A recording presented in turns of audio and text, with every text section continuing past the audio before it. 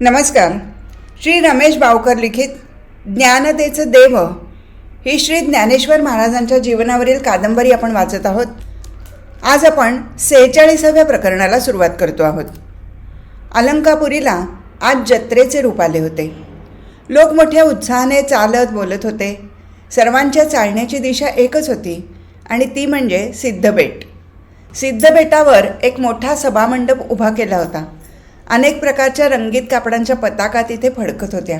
फुलांच्या माळा जागोजागी सोडल्या होत्या. प्रवेशाची कमान फुलांच्या माळांनी सजवलेली होती. फुलांचा सुगंध आसमंतात पसरला होता. अनेक भ्रमर गुंजारव करीत होते. फुलातील मकरंद सेवनासाठी जशी भ्रमरांची तेथे गडबड चालू होती तशीच गडबड अलंकारपुरी वासियांमध्ये चालू होती. इतकेच नव्हे तर पंचक्रोशीतील तेथे जमलेल्या अनेक लोकांमध्ये ही गडबड दिसत होती. बारीक आवाजात त्यांची चाललेली गुणगुण भ्रमराच्या गुंजारावाबरोबर स्पर्धा करत होती. पण भ्रमर फुलातील मकरंद सेवून तृप्त होत होते, तर हे मानवी भ्रमर कोणत्या मकरंदाची अपेक्षा करत होते बरे? आणि त्या सभामंडपातील जनसमुदायांना उद्देशून व्यासपीठाहून एक आवाहन ऐकू आले. सर्वांचे त्या आवाहनाकडे लक्ष गेले. ते आवाहन काय होते? ज्ञानमकरंदांचे सेवन करण्यास अत्यंत उत्सुक असलेल्या माझ्या मित्रांनो, सहकाऱ्यांनो, श्रोत्यांनो, आपण आपल्या जागी शांत बसून या. आपणा सर्वांच्या विनंतीवरून श्री ज्ञानदेव महाराज आजपासून या ठिकाणी त्यांना प्राप्त झालेल्या ब्रह्मानुभवाच्या अमृताचे वाटप करणार आहेत. अनुभूतीच्या पूर्णतेने उतास जाणारा हा ज्ञानकलश वाहू लागला असून आपण त्या अमृतत्वाचे सेवन करूया. ज्ञानकमलाचा कोश अनुभूतीच्या प्रकाशकिरणांनी आता पूर्ण उमलला असून त्याचा सुगंध सर्वत्र पसरलेला आहे. त्याचा तुम्ही सर्वांनी मनसोक्त लाभ घ्यावा ही आपणास विनंती करत आहे. श्री ज्ञानदेव महाराज थोड्याच वेळात येतील. सभामंडप एकदम शांत झाला. हजारो माणसे बसली होती तरी तेथे यत्किंचितही आवाज होत नव्हता. व्यासपीठ फुलांनी सुशोभित केले होते. सभोवती उंच समया तेवत होत्या. डाव्या हाताला सच्चिदानंद आसनावर बसले होते. त्यांच्या एका बाजूला भूर्जपत्रांची चळत होती, दुसरीकडे लेखन साहित्य होते. इतक्यात निवृत्तीनाथांनी व्यासपीठावर प्रवेश केला. त्याचबरोबर सोपान व मुक्ता यांनी ज्ञानदेवांना बरोबर घेऊन व्यासपीठावर प्रवेश केला. जनसमुदाय शांतपणे उभा राहिला. लोकांनी जय जयकार केला. सद्गुरू श्री निवृत्तीनाथ महाराज की जय, श्री ज्ञानदेव महाराज की जय. आणि बाजूच्या उभ्या असलेल्या विसोबा चाटींनी हात वर करताच सर्वजणांनी आपापले आसन घेतले. ज्ञानदेवांनी सद्गुरू श्री निवृत्तीनाथांना नमस्कार केला व श्रोतू समुदायाकडे हात जोडून त्यांनी ओंकाराचा धीर गंभीर उच्चार केला. त्या ओंकाराच्या आवाजातील कंपने सर्वांच्या हृदयी असलेल्या ओंकार स्वरूपाला स्पर्शून चैतन्य देऊन गेली. सर्वांच्या अंगावर रोमांच उभे राहिले. ओंकाराच्या ध्वनीच्या कंपनाचा लय झाला आणि ज्ञानदेवांचे ओठ हलले. श्रोते हो, जे स्वरूप वर्णन करायचे आहे ते खरे म्हणजे सांगता येण्याजोगे नाही. ते स्वरूप आनंद स्वरूपासून स्वयंसिद्ध आहे. ते निरुपाधिक असल्याने त्याचे गुणवर्णन करणे शक्य नाही. ते सापेक्ष संबंध शून्य असल्याने त्याला उपमा देता येत नाही, तरीही ते अनुभवता येण्याजोगे आहे. ते सर्वश्रेष्ठ ऐश्वर्यवान असून केवळ कृपावंत होऊन ते नामरूप धारण करते. ते निवृत्तीनाथ म्हणून प्रसिद्ध आहेत. त्यांना मी भक्तिभावाने शरण आहे. असे म्हणून ज्ञानदेवांनी सच्चिदानंदाकडे दृष्टी टाकली. ज्ञानदेवांच्या मुखातून निघालेले शब्द भूर्जपत्रावर साकार झाले. ते शब्द असे होते: यदक्षरम अनाख्येयम आनंदमजम केवलम श्रीमनिवृत्तीनाथेती ख्यातम दैवतम आश्रये. नंतर ज्ञानदेवांनी गुरुसंज्ञित अशी जी अध्यात्मविद्या की जी शांकरी विद्या म्हणून प्रसिद्ध आहे तिला नमस्कार केला. तिसरा नमस्कार अर्ध नारी नटेश्वर रूप असलेल्या प्रकृती पुरुषाला त्यांनी प्रसन्न व्हावे म्हणून केला. कारण त्याचे जे जे अर्धे अर्धे भाग एकमेकात मिसळून गेलेले आहेत त्याचे स्वरूप एकरूप व भिन्न आहे याचे नीट ज्ञान व्हावे ही ज्ञानेश्वरांची इच्छा आहे. तसेच मूल प्रकृती पुरुष या जगताचे मातापिता आहेत. तेव्हा त्यांचे सात्विक स्वरूप समजावे म्हणून त्यांना चौथा नमस्कार केला. शेवटचा व पाचवा नमस्कार ज्ञानदेवांनी या सृष्टीच्या अधिष्ठात्री देवता मूर्ती की या सृष्टीचा आदी मध्य अंत, उत्पत्ती स्थिती लय ब्रह्मा विष्णू महेश असूनही ज्याला स्वतःला आदी मध्य अंत ही स्थिती नाही, अशा आनंददायक सुखजनक परमात्म्यास अनन्य भावाने केला. काही क्षण गेले. श्रोते थोडे साशंक झाले. आत्तापर्यंतचे सर्व वर्णन संस्कृत श्लोकातून ज्ञानदेवांनी केले. संस्कृताची कठीण तीरे तोडून मोडून ज्यांनी श्री गीता गंगेला जाण्या येण्यासाठी मराठीचे सोपे सोपान तयार केले, ते आधीच अनाकलनीय अनुभवाच्या पेटीत बंद असलेल्या या ज्ञानाचे दर्शन अशा प्रकारे संस्कृतच्या कडेकोट किल्ल्यात बंद होणार असेल तर? पण ज्ञानदेवांनी श्रोत्यांच्या अंतरंगातील व्यथा जाणली.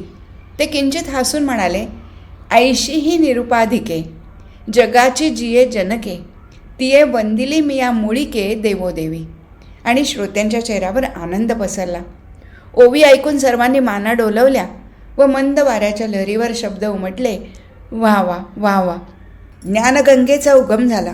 श्री ज्ञानदेवांच्या मुखातून ओविरूप अमृताचा ओघ स्रवू लागला. ज्ञानदेव म्हणाले, ब्रह्मस्वरूपाच्या ठिकाणी झालेल्या एकोहम बहुस्याम या संकल्पाने एकटेपणाला कंटाळलेल्या पुरुषरूपाला स्वतःचा स्वतः उपभोग घ्यावा ही इच्छा उत्पन्न झाली व तोच प्रकृती रूपाने स्वतःचा विषय बनला.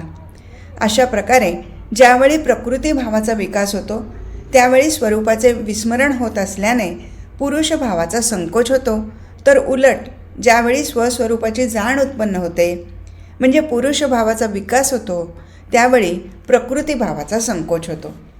प्रकृती भावाचा विकास झाला असता प्रकृतीपासून उत्पन्न झालेले हे जगत भासमान होते व पुरुष भावाचा विकास झाला असता प्रकृतीपासून उत्पन्न झालेले हे जगत द्वैत रूपाने विविधतेने न भासता एकरूपच भासमान होते. मग प्रकृती पुरुष दोन आहेत काय?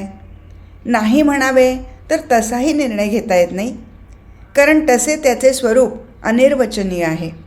कारण ज्याप्रमाणे बहुरूपी अर्धनारी नटेश्वराचे सोंग घेतो त्यावेळी त्या स्त्री पुरुषाला जसा त्याच्या एका देहाचा आश्रय असतो, तसे ब्रह्मचैतन्याच्या सत्तेवर ही प्रकृती पुरुष चित्प्रकाशाने प्रकाशली गेली आहेत.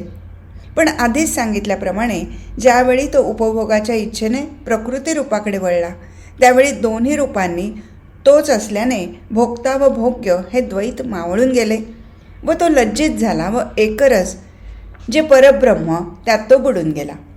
ज्ञानदेवाचा ज्ञानगंगोद संतपणे वाहत होता. श्रोते त्या शीतल प्रवाहाच्या स्पर्शाने सुखावून गेले होते.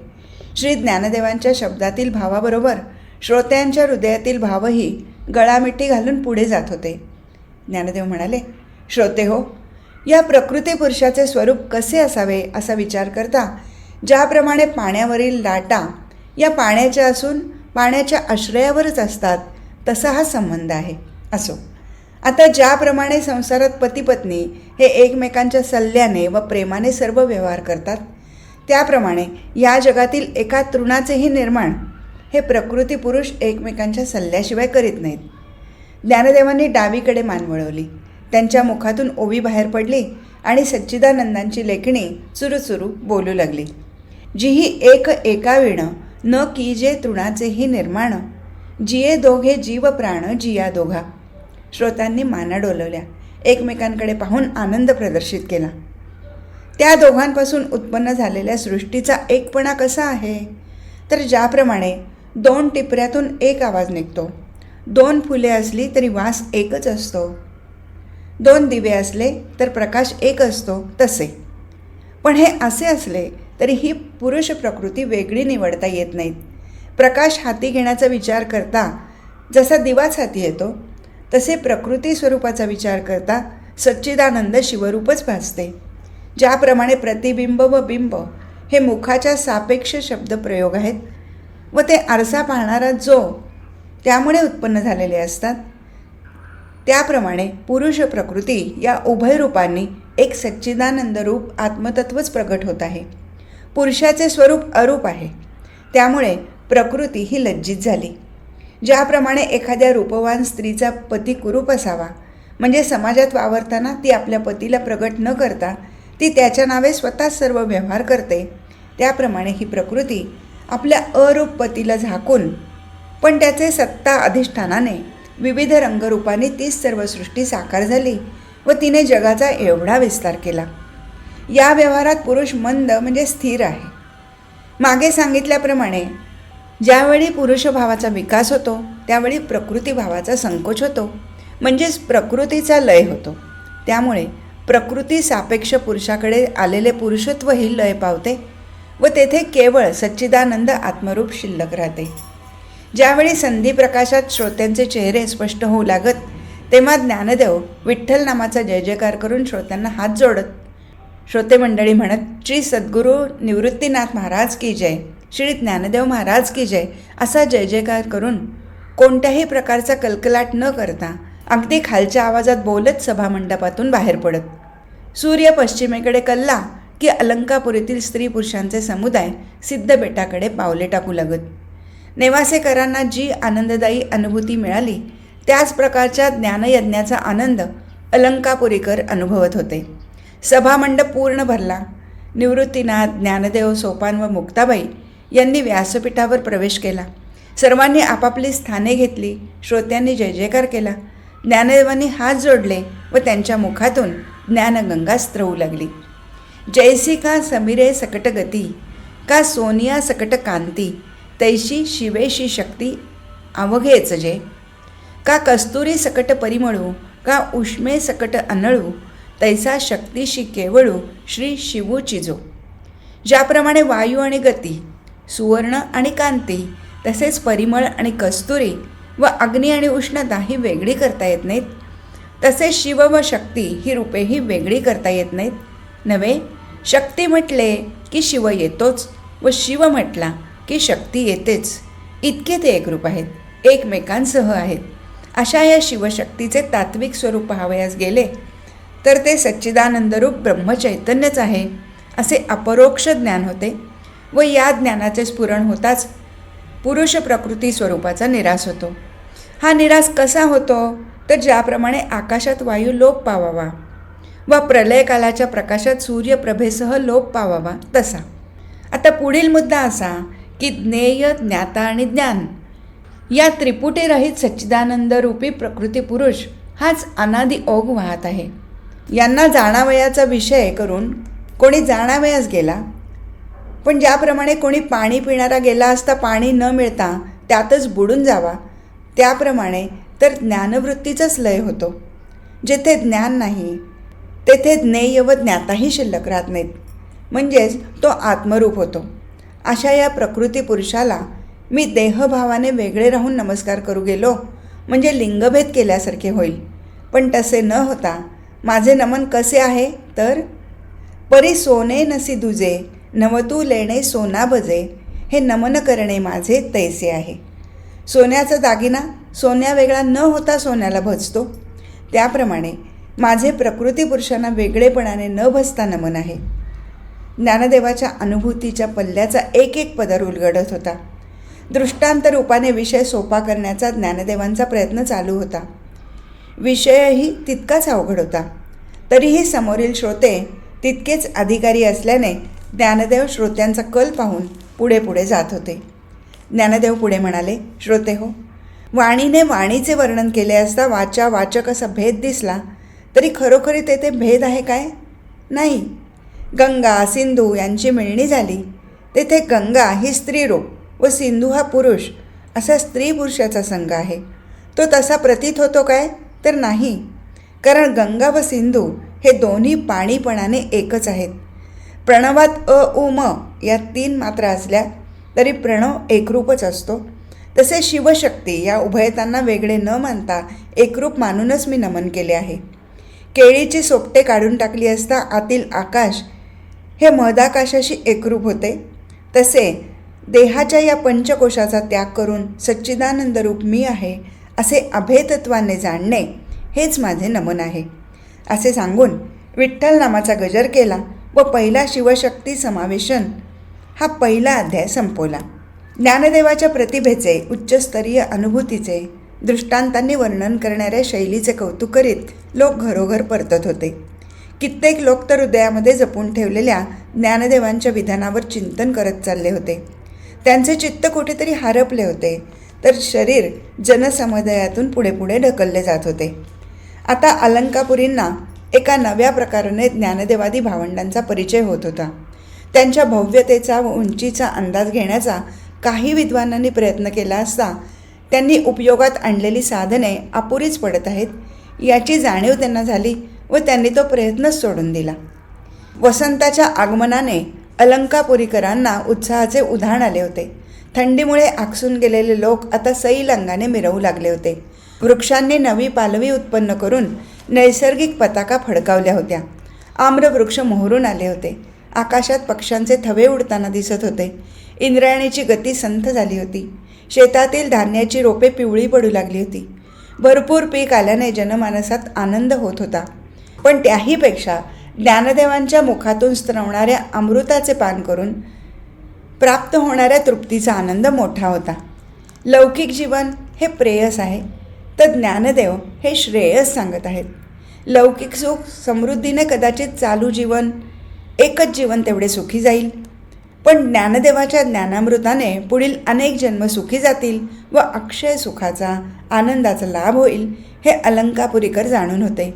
म्हणून प्रवचनाची वेळ होताच सर्व व्यवहार बाजूला ठेवून ते सभामंडपाकडे पावले टाकू लागत.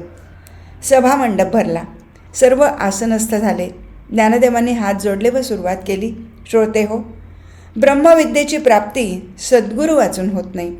सद्गुरू हे खरे तर ब्रह्मस्वरूपच असतात, पण शिष्यावर कृपा करण्यासाठी ते सगुण स्वरूप धारण करून मूर्त रूपाला येतात.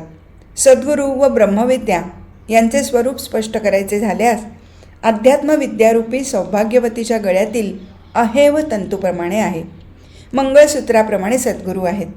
सद्गुरूचे महत्त्व दुसऱ्या प्रकारे सांगता येईल की ज्याप्रमाणे बागेतील झाडांना माळ्याने हर प्रयत्न करून त्यांची उत्तम जोपासना केली तरी वसंताच्या आगमनाशिवाय ती फुलाफळाला येणार नाहीत, तसे साधकाने कितीही प्रयत्न केला व उग्र तप करून ब्रह्मविद्येची प्राप्ती करून घेण्याचा प्रयत्न केला तरी सद्गुरू कृपारूपी वसंताचे आगमन झाल्याशिवाय त्याला ब्रह्मविद्यारूपी अमृत फळाची प्राप्ती होणार नाही. ज्ञानदेवांनी हात वर केला आणि ते ओवी बोलू लागले. आता उपाय वन वसंतू तो आज्ञेचा आहे व तंतू, अमूर्तची परिमूर्तू कारुण्याचा. श्रोत्यांच्या मुखातून धन्योद्गार निघाले. सर्वांनी माना डोलवल्या. ज्ञानदेवांनी तोच धागा धरला व पुढे बोलू लागले. जीव हा देहाशी तादात्म्य पावलेला असतो. भेदशून्य स्वात्मभावावरून त्याची नजर घसरल्यामुळे त्याला या जगताचा भास होऊ लागतो. पण ज्यावेळी जीव आत्मप्राप्तीचा प्रयत्न करू लागतो तेव्हा जशी नदीची धाव समुद्रापाशी थांबते त्याप्रमाणे जीवसाधक सद्गुरूपाशी आल्यावर स्थिर होतो. अमावस्येला 12 वाटा विखुरलेल्या कला जशा पौर्णिमेला एकवटतात तशी जगताच्या विविधतेने 12 वाटा विखुरलेली साधकाची दृष्टी सद्गुरू कृपा होताच स्वात्मभावाच्या पौर्णिमेला एकवट होते व ब्रह्मप्राप्तीच्या पूर्ण बोधाचा पूर्णचंद्र प्रकाशतो. अशा प्रकारे सद्गुरू कृपा होऊन साधक शिष्य हा ब्रह्मरूप होऊन गुरुपदाला येतो. अर्थात शिष्याचे शिष्यपण मावळते, लय पावते व त्या संदर्भात असलेले सद्गुरूचे गुरुपणही लय पावते. पण श्रोते हो, असे हे माझे सद्गुरू निवृत्तीनाथ नाहीत हे आपण ध्यानी घ्यावे. दुसरे असे पहा की जीवदशेने गुरफटलेल्या शिष्याला उपदेशून सद्गुरूला सद्गुरूपण लाभलेले असते. वास्तविक पाहता चैतन्याला, आत्मरूपाला जीवदेशा ही कालत्रयी स्पर्शलेली नसते. अशा मिथ्या जीवदशेचा निराश करून ते सद्गुरू दैववान झालेले असतात, म्हणजे सद्गुरूपदाला चढलेले असतात. पण तसे माझे सद्गुरू निवृत्तीनाथ नव्हेत. हे शिष्य संबंधा वाचून सद्गुरू झालेले आहेत. लघुत्वाचे नि मुदले बैसला गुरुत्वाचे सेले, नासूनी नाथिले सदैव जो. मायारूपी नदीत जीव बुडत आहे. या मा सा माया, म्हणजे जी मुळात नाही ती माया. म्हणजे मायारूपी नदी म्हणजे जेथे जळ नाही तेथे जीव बुडत आहे व श्रेष्ठ सद्गुरू त्या शिष्याला त्या माया नदीतून तरून नेत आहेत. आता गुरु म्हणजे श्रेष्ठ म्हणजे घनवट, जड. गुरु म्हणजे सर्वांपेक्षा मोठे. वास्तविक पाण्यातून तरून जाण्यास हलकी, पाण्यावर तरंगणारी वस्तू पाहिजे. पण सद्गुरू हे गुरु असून मायारूपी जलातून काढण्यासाठी हलके झालेले आहेत. ज्ञानदेव सद्गुरूंचे महत्त्व नाना प्रकाराने लोकांना समजावून सांगत होते. अशा प्रकारे त्या सर्वश्रेष्ठ सद्गुरूला वंदन करण्यास गेले असता ज्ञानदेवांना कशी अडचण निर्माण झालेली आहे याचे वर्णन करताना ज्ञानदेव म्हणतात.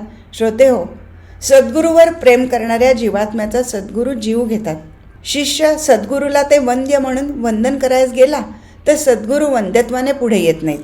त्यामुळे वंदन ही क्रिया घडत नाही व त्या कारणाने वंदन करणारा शिष्यही तेथे राहत नाही. तसेच सेवक या नात्याने सद्गुरूची सेवा करू गेल्यास ते शिष्याला सेवकही होऊ देत नाहीत व सेवक सापेक्ष स्वामीपणही ते स्वतःला चिकटवून घेत नाहीत. कारण सद्गुरू कृपेने शिष्याला आत्मबोध होतो. अज्ञानाने उत्पन्न झालेल्या द्वैत भाव नाहीसा झालेला असतो. शिष्य सद्गुरूपदाला पोचतो. त्यामुळे गुरु शिष्य संबंधांचा लय होऊन दोघेही सच्चिदानंदरूप आत्मतत्व होतात. अशा प्रकारे वंदन, वंदिता व वंद्य या त्रिपुटीरूपी द्वैताची भाषा नाहीशी करून अभेदभावाने स्वात्मभावाने असणाऱ्या सद्गुरूस मी वंदन केले.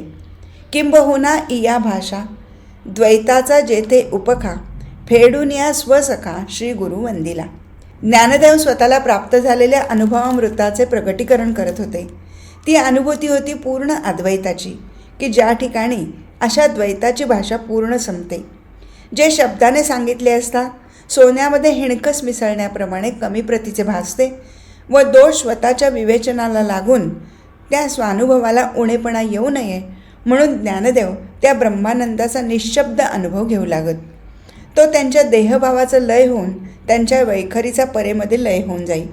पण पुढच्या क्षणी अनुभवामृताच्या वाटपाच्या कर्तव्याची जाणीव होताच त्यांचा देहभाव पुन्हा जागृत होत असे व त्यांच्या परावाणीतून शब्दतरंग उठून वैखरीतून बाहेर पडत.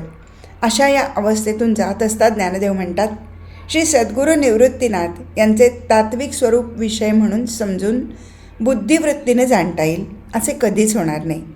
गटादी पदार्थ हे विषय समजून बुद्धिवृत्तीने एक वेळ जाणता येतील तसे हे नव्हे.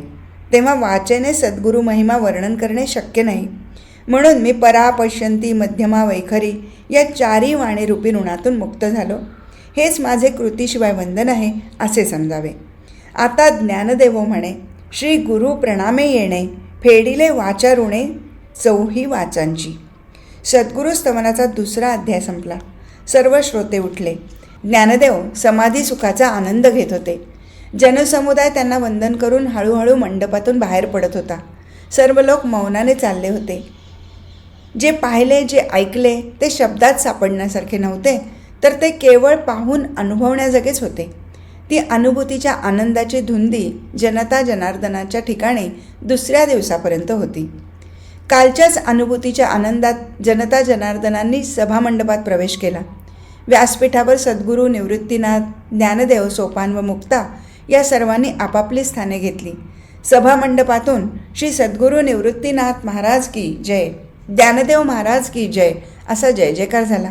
क्षणार्धात सभामंडप शांत झाला आणि ज्ञानदेवांनी ओंकाराचा उच्चार करून विठ्ठल नामाचा गजर केला. थोड्या वेळाने त्यांनी बोलण्यास सुरुवात केली. ते म्हणाले, ययाचेनी बोभाटे आत्मयाची झोप लोटे, पूर्ण तरी ऋण न भेटे जे चेणेची नीदकी. अहो, साधन चतुष्ट संपन्न अधिकारी शिष्याला महावाक्याचा बोध केला असता त्याची देहात्मभावाची झोप जाते. तो जीवभाव विसरतो व मी आत्मा आहे अशी महाकारण देहाची झोप त्याला लागते. देहात्मभावाची निद्रा गेली की तिच्याबरोबर अविद्यामूलक चारही वाणी जातात. त्यांचा अंत होतो. पण ज्याप्रमाणे पाण्यात लवण विरते व क्षारता राहते तसे निद्रा मरून जागृती येते. ती जागृती ही निद्रारूपच असते, कारण निद्रेचा विकास म्हणजेच जागृती होय. त्याचप्रमाणे विचार केल्यास अविद्या मरून तीच विद्यारूपाने येते. विविधतेने जाणवणारे जगत एकत्वाने प्रत्ययाला येते. ज्या अविद्येच्या चारी वाणी लय पावतात त्याच क्षणी तत्त्वज्ञानाचे प्रतिपादन करण्यासाठी वेगळे नाव घेऊन येतात. म्हणजे अविद्या विद्यारूपाने पुन्हा येते. अविद्या असताना देहाभिमान रूपाने जीवाला बद्ध करते व नसताना मोक्षरूपी बंधनात घालते. पण आत्मरूपाच्या ठिकाणी या सर्वांचा क्षीण झाल्यासारखाच होतो, कारण आत्मरूपाच्या ठिकाणी बंध व मोक्ष अशा अवस्थाच नाहीत. अविद्या, रज, तम व सत्व या गुणांनी आत्म्याच्या नित्यमुक्त अवस्थेला झाकते व तीच विद्यारूपाने आली की आत्म्याच्या नित्यमुक्त भावास स्पष्ट करते. तेव्हा ब्रह्मरूपी बंधमोक्ष नाहीत, पण अविद्या मरून दोघांनाही नावारूपाला आणते. श्रोते हो, एक नवल ऐका. ज्ञानानेही जीवाला बंधन पडते हे मी म्हणत नाही, तर शिव यांनी शिवसूत्रात तर हरी म्हणजे भगवंतांनी श्री गीतेतही म्हटले आहे. आणि वैकुंठीचे निही सुचाणे, ज्ञानपाशी सत्वगुणे, बांधिजे हे निरोपण बहु केले. आत्मा हा ज्ञानरूप आहे, तेव्हा तो दुसऱ्या ज्ञानाने ज्ञानी होईल असे जर म्हटले तर सूर्याला प्रकाशित करण्यासाठी दुसऱ्या सूर्याची वाट पाहिल्यासारखे होईल. आत्मा नित्यनिधी धर्म ज्ञानरूप असूनही सच्चिदानंद शुद्ध बुद्ध जो आत्मा तो मी आहे अशा ज्ञानवृत्तीने जर तो स्वतःच्या स्वरूपाविषयी निश्चय करीत असेल तर नित्य निधर्म रूप आत्म्यास या ज्ञानवृत्तीचे बंधनच आहे असे समजले पाहिजे. जसे पाणी वाहून गेले तरी ओल राहते, पाण्यात कापूर विरघळून गेला तरी सुवास राहतो, तसे. म्हणून ज्ञानात्मक चारही वाणींचा निराश केला पाहिजे. म्हणजे अज्ञानमूलक देहभावाचा निराश करण्याकरता अहम ब्रह्मास्मी या ज्ञानवृत्तीचा आश्रय करून ज्ञान प्राप्त होताच त्याचाही निराश करावयाचा. म्हणोनी परा पश्यंती मध्यमा हनभारती या निस्तारिलिया लागती ज्ञानी अज्ञानीची. आज अनुभवामृताचा 3रा अध्याय संपला. बाहेर ग्रीष्माचे चटके बसू लागले होते. शुष्कतेने जमिनीला तडे जात होते. पृथ्वी देवीचे वस्त्र आता जुनाट व विरल्यासारखे दिसत होते. उष्म वाऱ्याने शरीराची लाही लाही होत होती. थंडावा यावा म्हणून आकाशाकडे डोळे लावून मेघांची प्रतीक्षा केली जात होती. पण हे वर्णन अलंकापुरीच्या पंचक्रोशीच्या पलीकडचे होते. अलंकापुरीत तर ज्ञानदेवांचा ज्ञानयज्ञ पेटला होता. अविद्येची एक एक आहुती त्यात पडत होती. ज्ञानाच्या ज्वाळा समृद्ध होत होत्या. त्यामुळे वातावरण साहजिकच प्रसन्न होते. ज्ञानगंगेचा ओघ फुगू लागला होता. ज्ञानामृताच्या नित्य सिंचनाने सगळीकडे सुखद गारवा पसरलेला होता. सर्वांचा अंतर्कोश शांत व थंड स्पर्शाचा अनुभव घेत होता. मनोरूपी बगीचे तत्त्वज्ञानाच्या फुलाफळांनी बहरून आले होते. त्यामुळे सगळीकडे समाधानाचा आनंद पसरला होता. ना कशाची प्रतीक्षा ना अपेक्षा होती. सूर्याच्या परिभ्रमणाप्रमाणे अलंकापुरी वासियांचेही जीवन नियमबद्ध झालेले होते. आज 4थ्या अध्यायाची सुरुवात होणार होती. ज्ञानदेव आता पुढे काय सांगणार आहेत याकडे सगळ्यांचे लक्ष लागलेले होते. सभामंडप भरला. सर्वांनी आपापली स्थाने घेतली. ज्ञानदेवांचे आगमन होताच सभामंडपात जय जयकार झाला. ज्ञानदेवांनी बोलायला सुरुवात केली. भेदशून्य आत्मस्वरूपाच्या अज्ञानाने सर्व भौतिक प्रपंच भासत आहे. त्या अज्ञानाचे निरसन आत्मस्वरूपाचे अपरोक्ष ज्ञान करते व ते सर्वत्र अभेद स्थितीने आपण राहते. आता अज्ञानाचे निमारे ज्ञान अभेदे वावरे, निद साधुनी जागरे नांदीजे जेवी. तर हे कसे घडते तर ज्याप्रमाणे अग्नी कापूर जाळून स्वतः नाहीसा होतो त्याप्रमाणे अज्ञानादी सर्व प्रपंचाचा निराश केल्यावर निराश्रित झालेल्या आत्मज्ञानरूपी वृत्तीचा लय होऊ लागतो. पण जाता जाता जसा तेल संपल्यामुळे दिवा मोठा होऊन विझून जातो तसे या वृत्तीचा विकास होतो व लगेच लयाला जाते. पाण्यात तरंग व आकाशात वीज उत्पन्न होते व लगेच लयाला जाते, तसे आत्मज्ञान हे अनादी सर्व प्रपंचाचा निराश आपण स्वतः करून नाहीसे होईपर्यंत वाढते व ज्ञानावस्था सहज आली की लय पावते. जसे निद्रेतून जागृतीत आल्यावर जागृती निद्रा नाहीशी होते. थोडा वेळ जागृतीचे भान राहते, पण जागृत होऊन खूप वेळ गेल्यावर जागृतीचेही भान जाते. ज्याप्रमाणे चंद्राच्या देहावर शुक्ल पक्षात कला चढत जातात व पौर्णिमेला तो पूर्ण होतो व कृष्ण पक्षात एक एक कला कमी होत जातात व अमावस्येला सर्व कला नाहीशा होतात, पण त्यामुळे मूळ चंद्र आहे तसाच राहतो. ना तो प्रगट असतो ना तो नाहीसा होतो. त्याप्रमाणे ब्रह्म हे इतर कोणत्याही ज्ञानवृत्तीने प्रकाशले जात नाही की कोणत्याही अज्ञानाने झाकले जात नाही, तर ते केवळ ज्ञानमात्रच आहे. अर्थात ब्रह्मरूपी आपण ज्ञानमात्र आहोत हेही भान नसते तर ते कसे? ज्याप्रमाणे सूर्यप्रकाशी कालत्रयी अंधार नाही, मग अंधार सापेक्ष होणारी प्रकाशाची कल्पना तरी सूर्यप्रकाशात आहे का? तर नाही. जैसे तेज जे आहे ते अंधारे कीन नव्हे, मा तेज जरी होय तेजासी काही. वा वा वा वा, फार सुरेख, अतिउत्तम असे उद्गार सभामंडपातून उठले. आपल्या शेजाऱ्याकडे पाहून ज्याने त्याने आश्चर्य आनंद व्यक्त केला. ज्ञानदेवाच्या बुद्धीचे कौतुक केले. ज्ञानदेवांनी पुढे बोलावयास सुरुवात केली. ज्याप्रमाणे ब्रह्मी कसलाही व्यवहार होत नाही तर ते नाही काय? ब्रह्मशून्य आहे काय? पण हा निर्णय तरी कोणाच्या सत्तेने होतो? याचा विचार केल्यास ब्रह्मशून्य आहे हे विधान खोटे ठरते. म्हणून ब्रह्माचे असणे हे असणे नसणे या प्रकारच्या सापेक्ष धर्माला न शिवता सहज भावाने आहे. ब्रह्माचे असणे कसे आहे हे वेगळ्या दृष्टांताने पाहू. डोळा स्वतःला पाहू शकत नाही म्हणून तो आंधळा असे कोणी म्हणत नाही, तर डोळा इतरांना पाहतो. कारण डोळा हा पाहणे रूप आहे. काळोखात एखाद्या मनुष्याला उभा केले असता तो इतरांना दिसणार नाही, तसे तो त्यालाही दिसणार नाही. पण त्याला पक्के ठाऊक असते की तो काळोखात उभा आहे. तो दुसऱ्याला दिसत नाही म्हणून तो नाहीच असे होत नाही. तसे ब्रह्माचे असणे हे नाही आहे या व्यवहाराला टाकून आलेले आहे. त्याचप्रमाणे भूमीवर कुंभ असला तर भूमी व कुंभ ही दोन्ही मृत्तिकाच आहे. म्हणजे कुंभाचे असताना व नसताना भूमीचे मृत्तिका असणे हे जसे तसे ब्रह्माचे असणे आहे. तेव्हा परिवेळी हे भाग न शिवती भूमीचे अंग, ते वेळी भूमी तैसे चांग चोख जे असणे. ज्ञानदेवांनी विठ्ठल नामाचा गजर केला. श्रोत्यांनी श्री निवृत्तीनाथ महाराज की जय, श्री ज्ञानदेव महाराज की जय असा जय जयकार केला आणि सभामंडप हळूहळू रिकामा होऊ लागला. आज इथेच थांबू. हरिओम तत्सत.